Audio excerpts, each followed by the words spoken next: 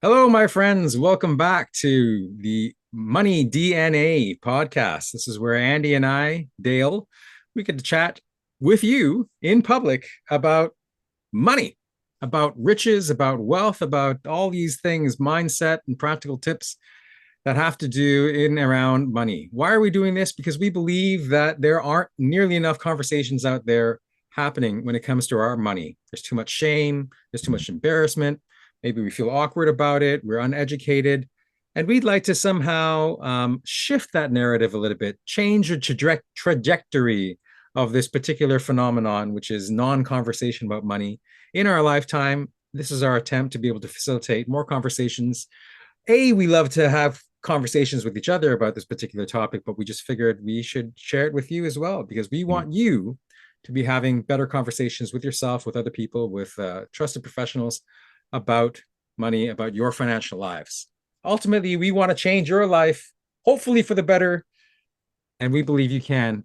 And this would possibly could be a conversation that helps to change it for the better. So listen up. Today, we're going to hit you and talk to you, not hit you really, but talk to you about how I'm not going to hit you. I can hit you from cyberspace even if I tried, right? Right. How do we keep more money? This is a very broad-based question, but it hits so close to home sometimes. You could be making $5,000 a month, bring home $5,000 a month, $50,000 a month, $5 million a month, and still feel like you're barely scraping by. You might be making some pretty decent coin, but still struggling, stressing about money every night, barely making ends meet. You might still feel like you're living paycheck to paycheck, no matter how much that paycheck might be.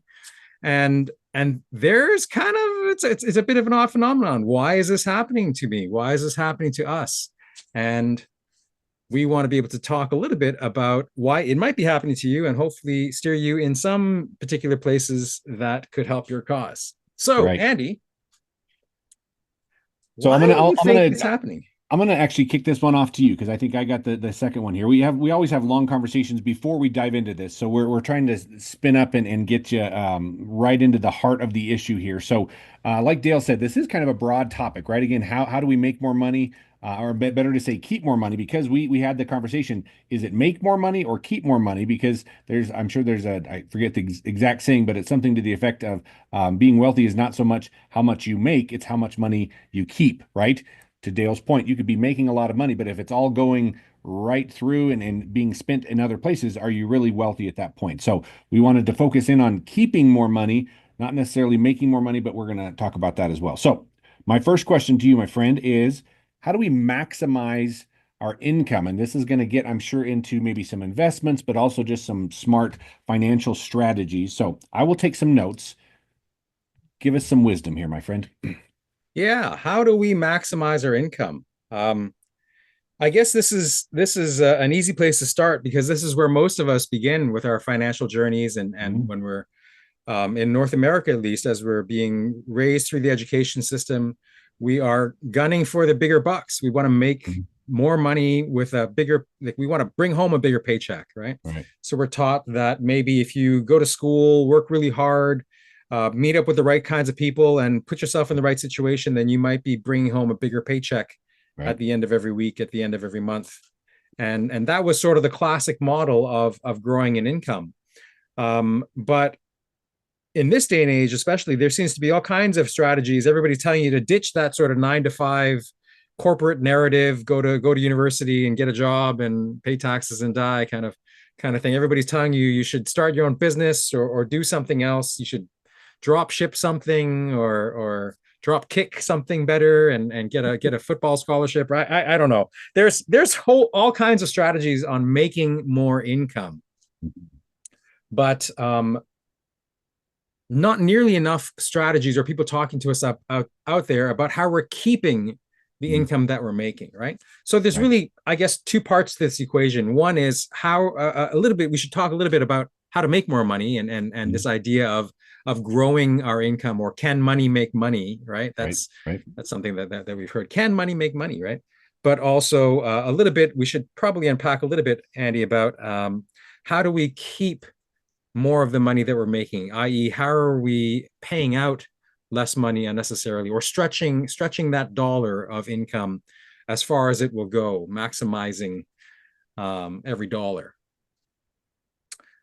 Um, what do you think, Andy? How do we make more money, and can money make more money? Yes, yes, and yes. I think it can, and I think you hit it. I mean, this is kind of the standard answer, right? Get a better job, get more education, climb the corporate ladder. I mean, that's kind of the standard thing. Which what's the best way to say that? Nothing wrong with it. There's nothing wrong with that, and that is not untrue. But I think to Dale's point, it's not the same path as what it used to be, right? Just getting an education does not guarantee you to have a well-paying job that you're going to be secure with for years and years to come. I think that reality is no longer there. So I do think, and again, part of the conversation we want to have is what are some alternatives? What are or maybe better to say, just some reality. Like let's just be realistic with yes, an education is great, but understand that that may not be the be all end all that it used to be. So, what are some other things that we can do to not necessarily hedge, but just also be aware that I might need to have a side gig or I might need to figure out multiple streams of income. So that's kind of a catchy term. What are your thoughts on the whole idea of multiple streams of income? That means so many things to different people.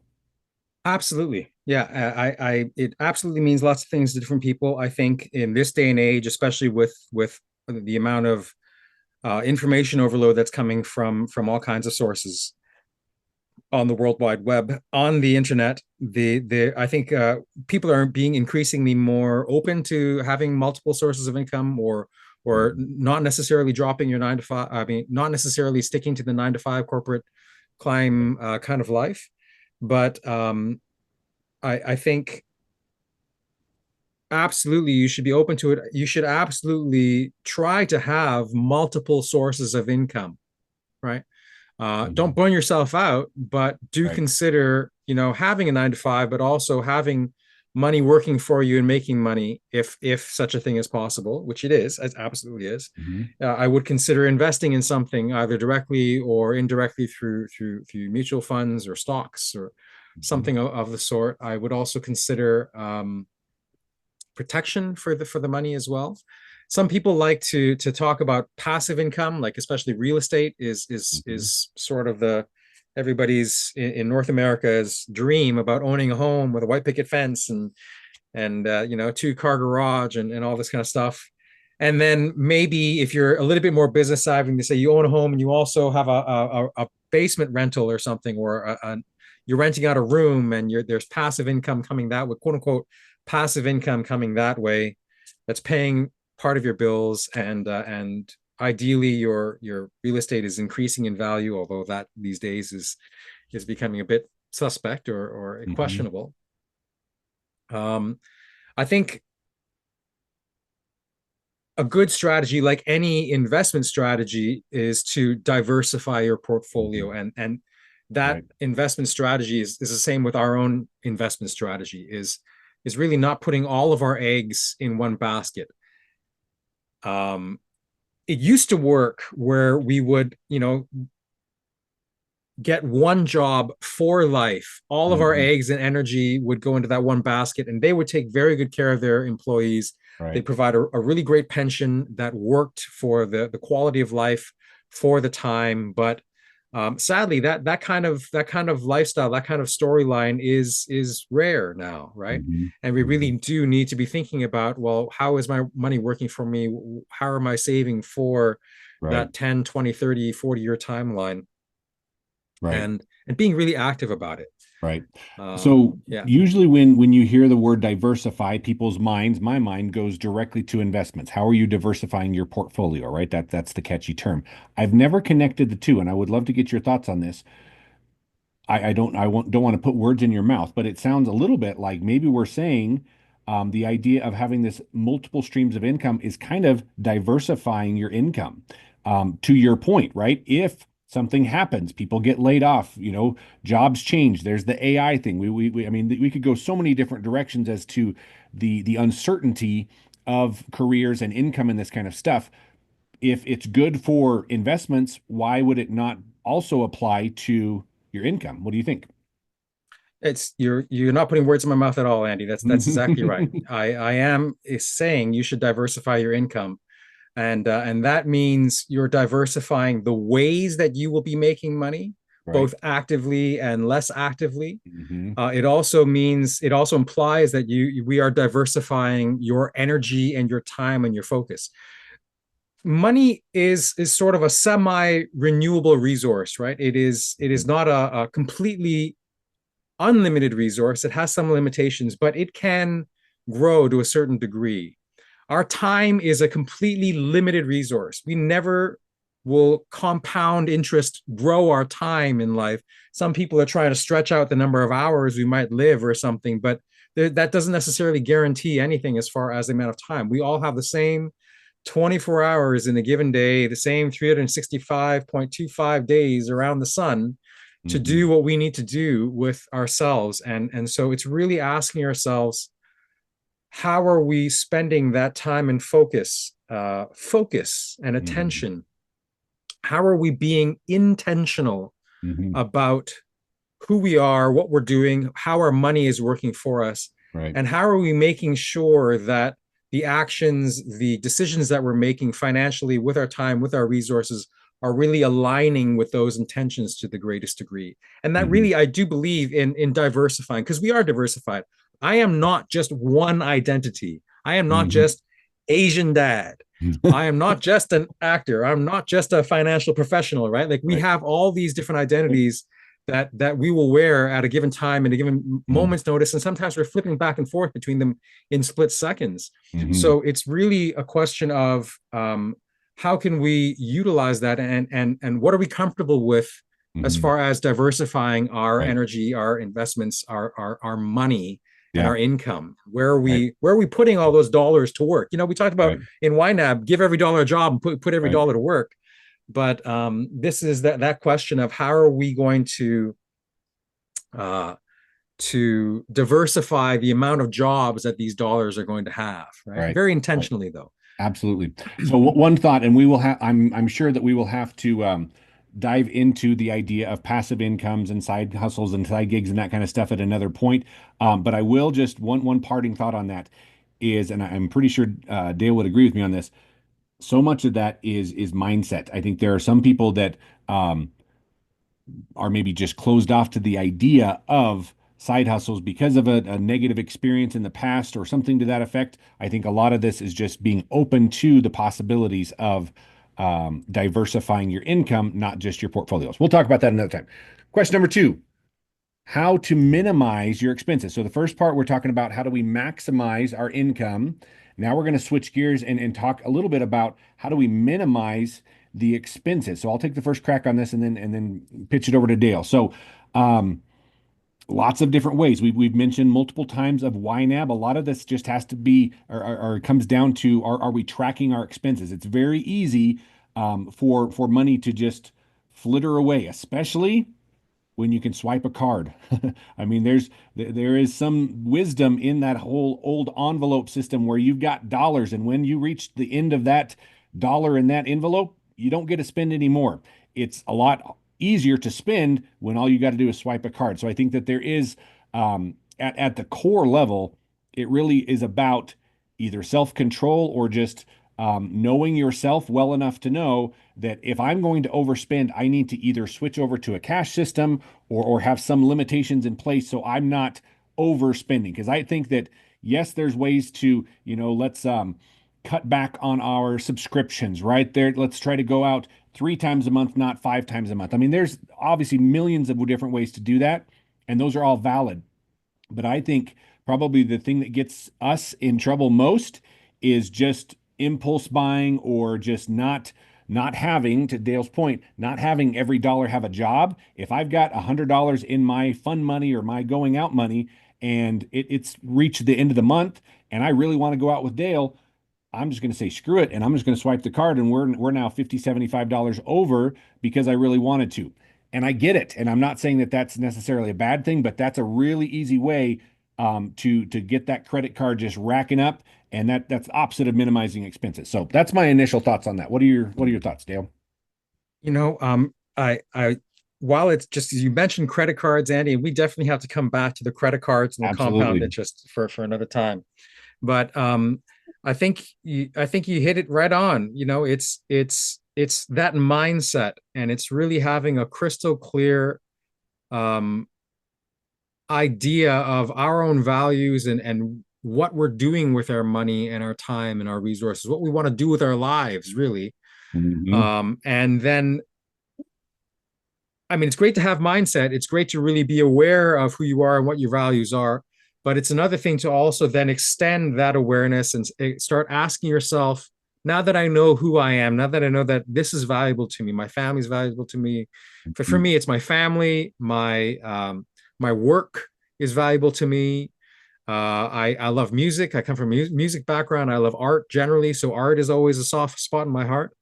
So then I will ask myself, as I'm making my plan and my budget, Hmm. well, then how does my money and my energy and my time, my focus, how do the resources that I have align with those values, right? Hmm. Hmm. Align with what I think is important in my life, not just right now, this month for this budget, but also stretching out that timeline and evaluating how the money aligns and how that money is flowing, how that time, all those resources are flowing to those things that are valuable to me, right? I want Hmm. to add value to those things that are valuable to Right. that I find valuable.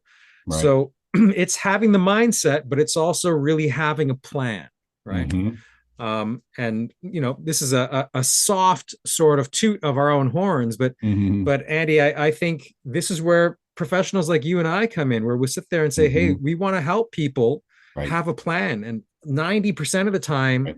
I mean, I think the statistic is something like 60 to 65% of North Americans don't have any sort of a budget or financial plan of any kind.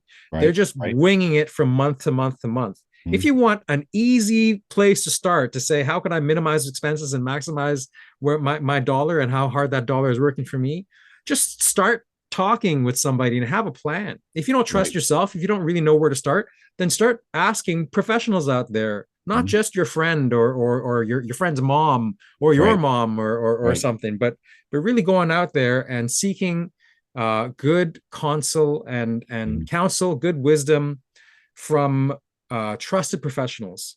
Mhm. And I mean, that's what you and I are here Mhm. for, right? That's what we Yep. do. Yep. We want people to come and have conversations, and we want to be able to steer them in the right direction that will serve them in their lives. It's not about trying to make thousands of dollars or bilk Mhm. every conversation from somebody Right. that's coming along. Heavens no. It's really just Mhm. about, hey, how can we just, if we make no money but give a person a plan, I Yes. sleep 10 times better Mhm. at the end of my day, right? So Absolutely.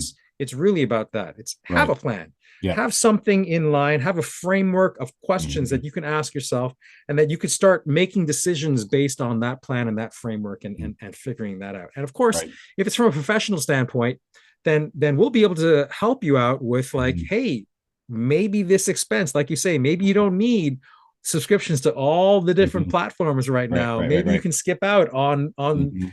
you know the Star Wars movies at the moment. You don't need to see them all, and forego the Disney or the Amazon. I'm not going to knock any particular platform, but maybe you don't need them all right now. Right, right. Very true. And So I completely agree with Dale. I think this idea of working with trusted advisors, and again, somewhat of a shameless plug, but to Dale's point, like that's one of, it's not the only reason, but that is li literally one of the main reasons that we are doing this is to put this information out there. And to Dale's point, it's not about us making a buck. It is about helping people have a better relationship with their money, be able to live the financial free life that they envision and that God wants for them. I completely agree with what Dale said. I sleep so much better knowing that I'm helping people, regardless of that. One other thing, and Dale kind of mentioned around this, but this is a little bit of a touchy subject, but I think it's worth mentioning. Make sure that the people that you are listening to are people that you want to emulate. Meaning this, right? We'll say Auntie, right? Auntie's a wonderful person. Auntie has never had more than $500 in her bank account, right? She's a lovely person. We can listen to her for spiritual advice and this kind of stuff. Do I really want to listen to Auntie's I don't call any of my aunts auntie. That's why we're using this example right here. Do we really want to follow auntie's financial advice if that's not where we want to end up? Just throwing it out there. I think that's an important clarification when we are looking for trusted advisors. You may trust them, but do I want to end up where they're at in whatever case that is? I would love to be able to unpack that a little bit more about why you think this might be a touchy subject, Andy. But I don't but know. I think when it comes to working with trusted professionals, seeking trustworthy advice, right? It's maybe you're right. Maybe it is a little bit touchy. It's going to be very personal. There's Hmm. not going to be one person or set of people that will work perfectly for every group or every person, Right. and it requires a little bit of homework and intentionality to Hmm. to feel out and understand, okay, do I trust this person? Does it look like they know what they're talking about? Hmm. And do I vibe with them? Right? Like Right. Right. maybe I really love them, but they rub me the wrong way. They're over spiritualizing the money thing, and I don't really like that. Or maybe they're not spiritualizing money enough, and all they care about is making a lot of money, and maybe that doesn't rub really well with you. Right. Um, yeah, you're gonna have to ask yourself, like, who do I want to work with? Right. And like you say, Andy, who do I want to emulate? Who could I spend time modeling myself after and having these Right. sorts of conversations? Because, like it or not, when you spend more time with that person, you have more conversations Hmm. associated with Andy about money than when Andy's not in the room, when Andy's not in your headphones or on your screen, and you start asking questions about money. Like it or not, Andy's going to be the one that you're going to start associating with, like, what would Andy say about this? Or you're starting Right. to hear advice from Andy's voice and his point of view. And we have to be a little bit guarded about our hearts and careful Hmm. about the Right. advice that we're seeking, the counsel we're seeking, right? Absolutely. We Absolutely. So, have not once hit any practical suggestions on how to save oh or my gosh, minimize our we've expenses, talked Andy. about interesting things. All right, we got 20 seconds. Hit me with good stuff here, Dale. What do we got? No, let's just do this. How about if you can give me, Andy, I mean, I'll restart the timer for it, but give me a couple of really solid ways that we can scrutinize or minimize our expenses that we should be doing, like today, like this week, Mhm. like Okay. now. If we're going to start anywhere, where would you start? Gotcha. So, practical ones, we'd already mentioned budget, track your expenses. I think that's a really good one. Dale did kind of speak to it about the idea of prioritizing, right? We're not saying that going on vacations is a bad thing or that doing this, but prioritize those and understand that your dollar is only going to go so far. So you may want to do all of this stuff. Prioritize which ones make the most sense, and those move to the top of the pile as far as are they going to get funded? Again, back to that whole idea of giving every dollar a job. Personally, this is just my thing. When I get my income coming in and it comes into YNAB, the very first thing I do is I pay my tithes, right? That 10% goes right to tithes just because that is how I was raised, that the first fruits goes to tithes. So that's my number one priority, right? What's the next priority? Then I'm going to go to, paying the house, paying, and that actually kind of leads to the next thing right here.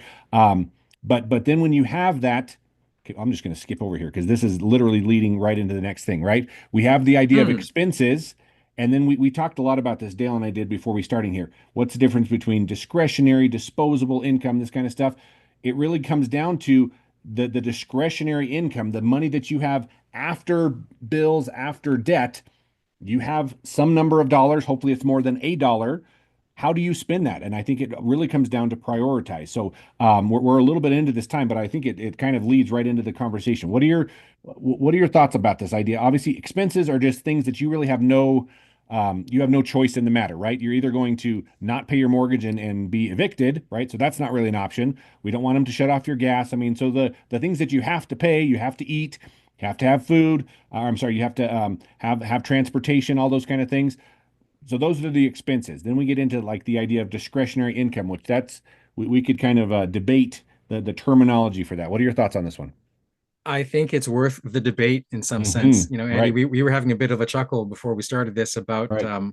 about this whole word discretionary income, Hmm. or some people like to call disposable income, which I Hmm. cringe at every single time I hear. It's like, oh, I made money to waste. It makes me feel like when I think disposable income, it's like this is the money that I make just to waste.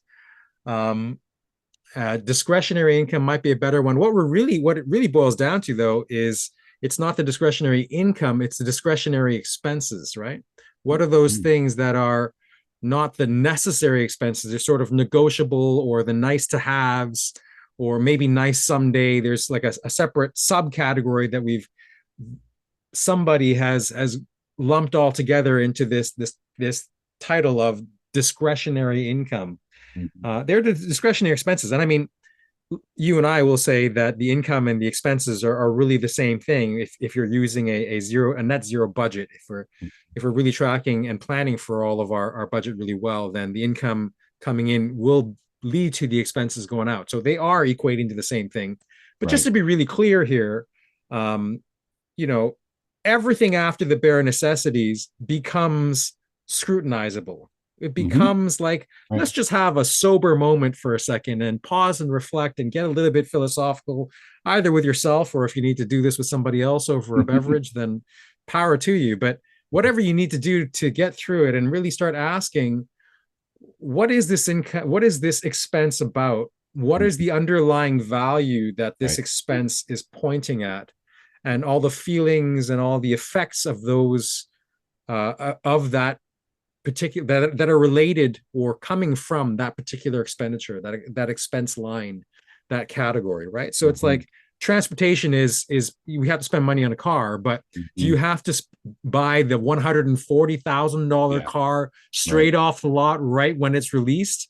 Or Mhm. can you be okay with spending, 1/10 of that amount on a used vehicle that's going to get you from A to B just the same?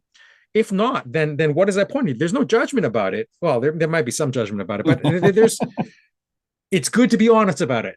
Right. It's okay if there's judgment, but it's as long as you're honest about it, as long as we are having a conversation, acknowledging like, hey, what is this really about? Why is this so important to me? Mhm. And are there other things that might be more important that this might be potentially jeopardizing or risking, right? Mhm. No, I completely Yeah. agree. So you kind of hit one potential hot button topic, cars, right? And I'm sure have a few people in mind. I have a few people in my mind that are always driving new cars, and more power to them. I mean, to the point, it is discretionary expenses. If that is a value, if that makes them feel better, if that's, if whatever that is, as far as like the hierarchy of their importance levels, that's higher than other things, obviously, or they wouldn't spend the money on that. So, but it does bring up a very interesting question of this idea between status versus functional. Cars are a very just obvious one for those that do drive cars. Um, I think phones would be another one, right? Are we dead set on getting a brand new phone the second that it comes out? Sure, it's fun, but is it necessary? And again, I might be angering some people at this point. So obviously, there's some values, there's some emotions, there's some feelings around that, right? Yeah, and I think what's helpful for me, Andy, when I'm talking with people, isn't trying to stigmatize Yeah. or I like this word vilify, certain Hmm. behaviors or something, and just knock it for the sake of knocking it, or bring up the judgments just for the sake of bringing up the Right. judgments.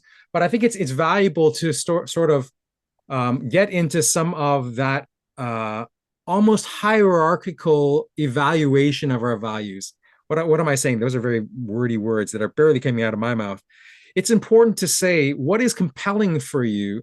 And as much as having the newest iPhone as soon as it's out is compelling to me, Hmm. taking that money or saving that money and giving that to a charity or Hmm. to somebody who couldn't afford a vacation with their mom, and they Right. know that they're going to pass away this year or something like that. Right. I To me that it would be more compelling of a Hmm. use of money for me to wait for 2 years for the next phone or save up for it or something, and then give that money to the charity or to the church, as you say. Right.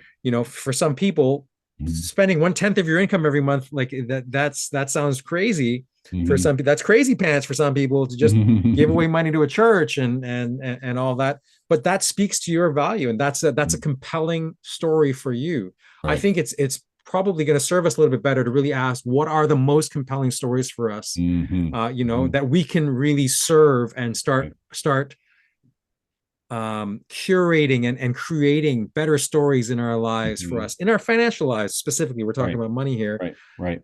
Um, now this next couple of months, this next year, these next 5 years, and how can we contribute to that compelling story, to the writing of that compelling story?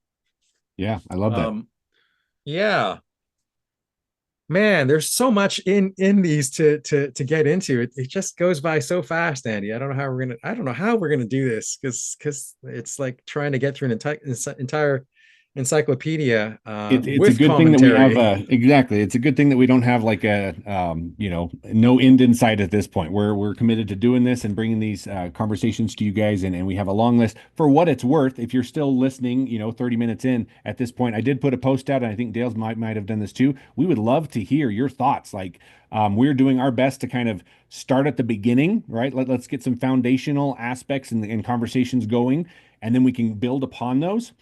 There's nothing saying that we can't jump to, something down the road a little bit if that's something that you're very interested in. So let us know in the comments or message us. I mean, I'm guessing at this point, most people probably know us personally, but we haven't gone viral yet. We're getting there. We're getting there. But No, no, and I mean, most of us, like you say, Andy, this is going out to our immediate connections, right, our immediate network, our friends. We trust your opinion. We value your feedback. Please right. do hit us up. Let us know. Is this working for you? Is this absolutely ridiculous? And I can't believe you guys are wasting your time. And there's no judgment. I would Yeah, take it. Any all feedback good. is welcome. Right. Yeah, please do tune in for the next one. Oh, just a quick recap, I guess, since we decided we just talked your ear off for 30 minutes. Thank you very much for bearing with us.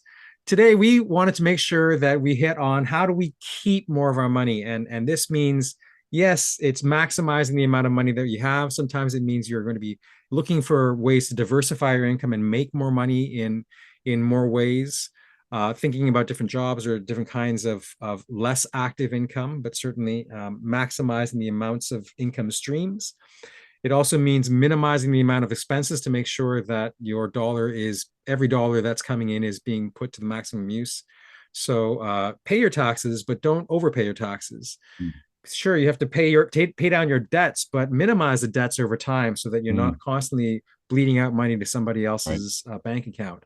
That you're Hmm. bleeding into your bank account or the people's that you know, and really scrutinize. Have those Right. sober conversations with yourself, Right. and if you need to, with other people, with a loved one or a trusted Hmm. professional, about how to come up with a plan for yourselves and Right. aligns your intentions with the actions with your intentions. Right. And And to that yeah, to that point of the idea of just minimizing expenses, another very practical one, which we kind of ran out of time on that, is if you are, this is my little call to action here, if you are in debt, if you have a mortgage, if you've got student loans, if you've got medical loans, whatever the case is, and that is you're not almost to pay it off, but you still have some time.